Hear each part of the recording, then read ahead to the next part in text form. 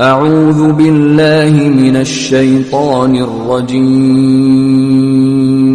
بسم الله الرحمن الرحيم Juz 1, The Human Condition.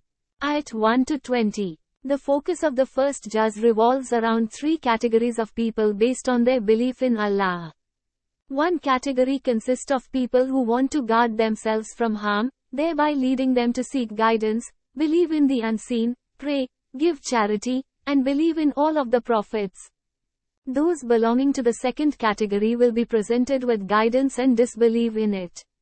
Moreover, they will conceal it and refuse to allow its reason and light to penetrate their mind and heart. The last category is formed of the most complex group.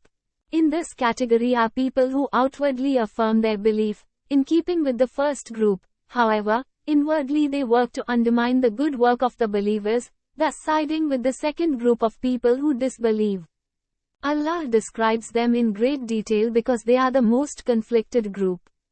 They are also the worst group of the three because unlike those who are clearly disbelievers, they lie to Allah, to themselves, and to the believers, and it is they who do the most harm to humanity. Ayat 21-29. Allah then brings to light the proof of why humanity should believe in Him and His Messenger. Through this, He further emphasizes that the believers must follow the guidelines set by the Quran and the Sunnah of the Prophet and dictates how unreasonable and unnatural it would be to reject them. And in case reason and logic are not enough to convince the reader, Allah then highlights the consequences of belief and disbelief. He describes the destiny of humanity in either heaven or hell based on where they stand regarding His revelation. He also provides a range of relevant examples, ranging from descriptions of an ant and the human life cycle to all of creation itself, leaving no doubt of His authority. Ayat 30-39. Allah then transitions the reader to focus on the very beginning of humanity's existence and the responsibility placed upon humans to be good stewards. In this section, He introduces mankind's primary adversary, Iblis, as well as our primary weakness, the human ego. Throughout the story, we observe how knowledge raises our rank whereas ignorance and following our lowly desires diminishes it. We also learn how we can recover from our mistakes and regain our rightful place with Allah. Overall, this story sets the stage for how all of humanity will struggle to follow guidance in the world to come. Allah shows how He made a covenant with the children of Israel, reminding them of how He saved them from the oppression of the Pharaoh under the guidance of Prophet Musa. Yet, as the reader will realize throughout the coming pages, salvation from worldly oppression is not sufficient without salvation from spiritual oppression of oneself. Ayat 40-45. At this point, Allah progresses to the subject of the children of Israel. Here, just as He demonstrated His covenant with Adam, He shows how He made a covenant with the children of Israel, reminding them of how He saved them from the oppression of the Pharaoh under the guidance of Prophet Musa. Yet, as the reader will realize throughout the coming pages, salvation from worldly oppression is not sufficient without salvation from spiritual oppression of oneself. Ayat 51-66. Through the example of the children of Israel, Allah demonstrates how spiritual oppression unfolds among believing communities, starting with ingratitude. Three primary areas of ingratitude are highlighted. Ingratitude for the blessing of worshipping Allah, by worshipping the calf and wanting to see Allah. Ingratitude for food, land, and drink, that resulted in the anger of Allah and worldly humiliation. Ingratitude for the sanctity of monumental sacred rituals such as the Sabbath. Ayat 67-80. Allah follows these ayat by delving deeper into the psychology of those who are ungrateful. He describes how excessive questioning was employed by the children of Israel with the intention of finding ways out of the religious responsibility of slaughtering the cow. He then demonstrates how hearts can grow insensitive to the fear and awe of Allah.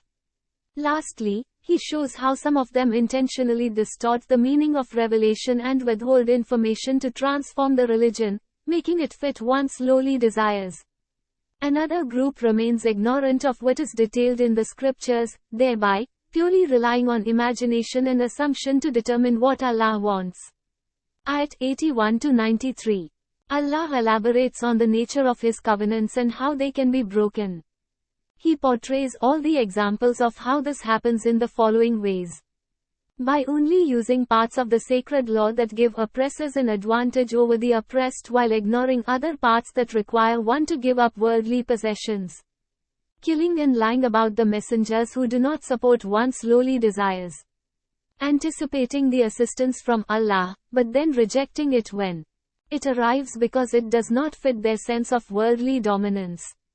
Only accepting older revelations while rejecting the current revelation of the Quran. Learning the truth and then blatantly disobeying it while continuing to claim faith, despite the warnings from Allah. Ayat 94-101. Through these ayat Allah then reviews various characteristics of people who are predisposed to breaking the covenant.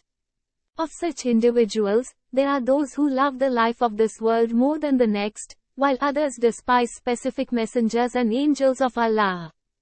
And then there are those who abandon the sacred laws of Allah and avoid following them as if they were never made aware of them.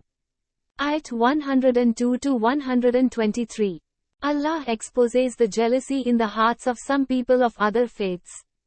He then lays out examples of how they use differences in words and revelation to sow the seeds of discord within families and communities. All of these schemes are executed by drawing associations between their plots and the language of divine guidance, thus, allowing them to develop misleading terminologies that lead to disbelief. The first consequence of these plots is creating uncertainty in faith, through changing the sensibilities and the thinking process of believers who lack knowledge of revelation. However, the ultimate goal is for believers to abandon Islam altogether and renounce the guidance of Allah and His Messenger. Allah then returns the focus back to the children of Israel, reminding them of the blessings He has bestowed upon them as proof of why they, too, should follow this guidance. In these verses, Allah exemplifies what fulfilling the purpose of religious stewardship truly looks like, by introducing the story of Ibrahim and how he built the Kaaba. As Abraham and Ishmael built up the foundations of the house, they prayed, "Our Lord, accept this from us. You are the all-hearing, the all-knowing." Ayat 124-141. The children of Israel used to demonstrate how religion can be applied using incorrect means. Here, Allah exemplifies what fulfilling the purpose of religious stewardship truly looks like by introducing the story of Ibrahim and how he built the Kaaba. In the story of Ibrahim, Allah lays out the correct blueprint for prophetic stewardship, including building a masjid as a place for people to unite in the worship of Allah. Facilitating security and sustenance for the community. Implementing intergenerational participation within worship and building a sense of community. Establishing religious education and spiritual purification. The aforementioned legacy continues on through both lines of the Abrahamic lineage, ultimately becoming the foundation for the true religion of Allah that Muslims attribute to all the prophets down to Prophet Muhammad, peace and blessings be upon them all.